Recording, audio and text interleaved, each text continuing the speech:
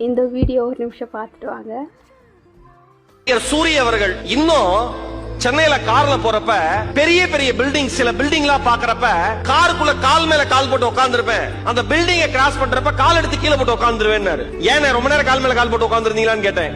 அதுக்கு அவர் சொன்னாரு, இல்ல தலைவரே, அந்த கட்டடம் வேலை நடந்தப்ப அதில் ஒரு வேலையாளாக நான் வேலை செய்திருக்கிறேன். அதே கட்டடத்துக்கு கீழே இன்னைக்கு நான் என்னோட BMW கார்ல போறேன்.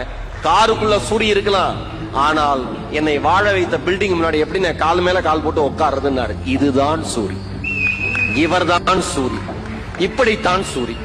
இன்னைக்கு நிறைய பேர்கிட்ட இல்லாத ஒரு விஷயம் அந்த தன்னடக்கம். நம்ம எங்கிருந்து வந்தோம் அப்படின்றதையே மறந்துடுறாங்க சில பேர்.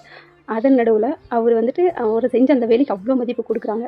இந்த மாதிரி தன்னடக்கம் அவர்கிட்ட மட்டும் இல்லை, எல்லார்கிட்டையும் இருந்தால் கண்டிப்பாக அவங்க வளர்றதை யாராலையும் தடுக்க முடியாது. அந்த தன்னடக்கம், அவர் செய்த வேலையின் மேல் அவங்க வச்சிருந்த பற்று எல்லாமே அவ்வளோதான். அந்த பயம் பக்தி அப்படின்னு சொல்லுவாங்க. அதுதான் சூரி சார் இந்த அளவு கொண்டு வந்திருக்கு. இன்றைக்கி ஒரு ஹீரோவாக நிறுத்திருக்கு. ஹேட்ஸ் ஆஃப் அவங்களுக்கு. இதை பற்றி உங்களுடைய கருத்து என்ன அப்படின்னு கமெண்ட் செக்ஷனில் சொல்லுங்கள்.